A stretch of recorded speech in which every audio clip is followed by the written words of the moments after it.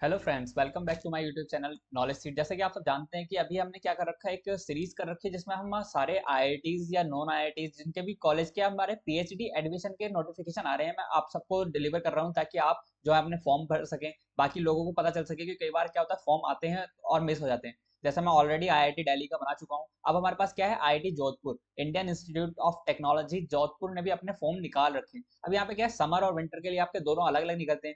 But IIT Jodhpur क्या करता है कि एक लिमिटेड टाइम तक के लिए मतलब हमेशा ऑन रखता है। यहाँ पे ऐसा नहीं होता है कि इसके नोटिफिकेशन अलग से आते हैं। इसने क्या रखा है कि मैंने ऑल मतलब थ्रू आउट द ईयर अपना पोर्टल ओपन कर रखा है। आप कभी भी फॉर्म यहाँ पे फिल कर सकते हैं। जैसे कि अगर हम यहाँ पे देखें, देखो ये इसका होम पेज है, यहाँ पे हम अकेडमिक्स यहाँ पे जाएंगे। अगर यहाँ पे हम जाएं तो देखो एडमिशन यहाँ पे आपको देखने को मिलेगा। एडमिशन में आपके पास मल्टीपल ऑप्शन आएंगे, तो यहाँ पे आपको पीएचडी प्रोग्राम चूज करना है। यहाँ पे आप देख सकते हैं, यहाँ पे आपके पास मल्टीपल लाइन्स आ रहे हैं। यहाँ पे आप देख सकते हैं इंपॉर्टेंट डेट्स। अगर हम देखें तो देखो सबसे पहले इंपॉर्टेंट डेट्स अगर हम देखें तो यहाँ पे क्या है, throughout the year filling चालू होती है। यहाँ पे आपके पास दो डेट दिए थे जो आपका अगर हम बात करें समर वाले की, तो समर में क्या होता है, देखो 20 अप्रैल आपके लिए सेमेस्टर फर्स्ट के लिए आपकी डेडलाइन होती है कि 20 अप्रैल तक आपको फॉर्म भरना है। 20 अप्रैल के बाद क्या होगा, आपका 25 अप्रैल को आपका जो शॉर्ट लिस्टिंग चालू हो जाएगी। और यहाँ पे जो हमारा विंटर वाला होता है उसमें क्या होता है, 20 अक्टूबर सेकंड सेमेस्टर के लिए होता है कि तब तक आप फॉर्म फिल कर सकते हैं। तो देखो इसका मतलब क्या है कि अभी आपके फॉर्म ओपन है आईआईटी जोधपुर के। आपको क्या है, 20 अप्रैल तक आपके पास टाइम है। 20 अप्रैल तक आप आईआईटी जोधपुर का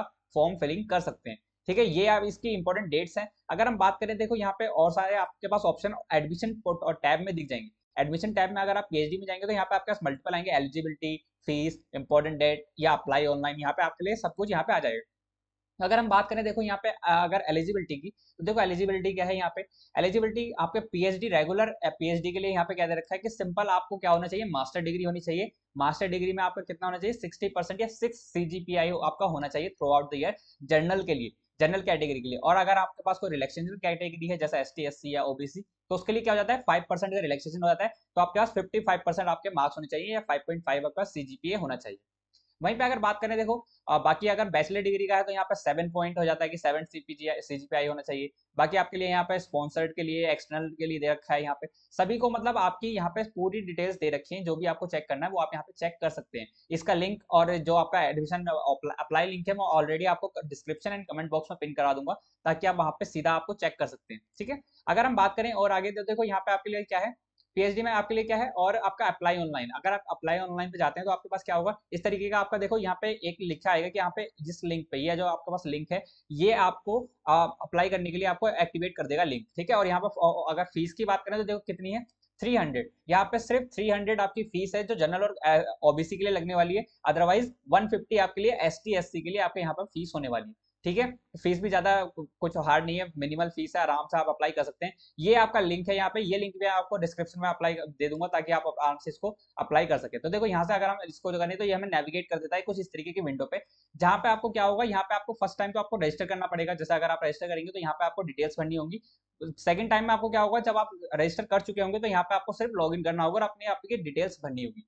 ठीक है, तो इस तरीके का हमारा फॉर्म ये होने वाला है। बाकी अगर आपको कोई भी डाउट या कुछ भी अगर प्रॉब्लम आती है फॉर्म फिलिंग में, तो आप मेरे को कनेक्ट कर सकते हैं, आप मुझे कमेंट कर सकते हैं, या अबाउट सेक्शन में मेरे को डायरेक्ट आप किसी भी सोशल मीडिया पे आप मेरे को कांटेक्ट कर सकते हैं कि हमें ये इशू आ रहा है। मैं उसको रिजॉल्व करने की जितनी कोशिश हो सकेगी उतनी कोशिश करूंगा।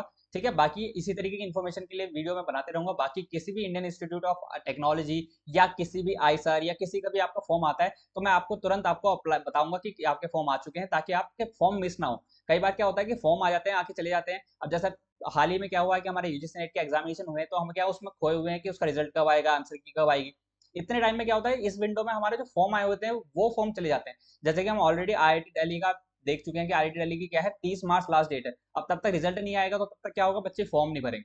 तो हमें क्या है, ऐसा नहीं करना है, हमें फॉर्म भरते रहने, अपने फॉर्म भरते रहेंगे, रिजल्ट जब आएगा आएगा। ठीक है ना, तो इसलिए इंपॉर्टेंट रहता है कि आपको पता हो, आपको नोटिफाई हो कि कब किसने अपने पीएचडी फॉर्म्स या पीजी फॉर्म्स आपके निकाल रखे हैं, मतलब कि आपको इनवाइट कर रखे हैं कि आप उसको अप्लाई कर सकते हैं। ठीक है ना, तो यहाँ पे आईआईटी जोधपुर के आप फॉर्म भर सकते हैं। ठीक है, बाकी अगर किसी को कुछ भी डाउट होता है तो आपका कमेंट बॉक्स ओपन है, आप उसमें डाउट लिख सकते हैं।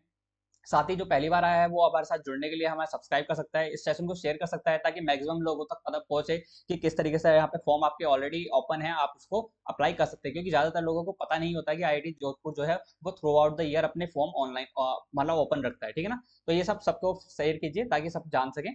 बाकी आप सबको गुड विशेस आपके रिजल्ट के लिए और आपका जो भी एडमिशन प्रोसेस है उसके लिए। बाकी अगर कुछ भी आपको डाउट आता है तो आप आराम से पूछ सकते हैं। ठीक है ना, बाकी सबको गुड लक, थैंक यू।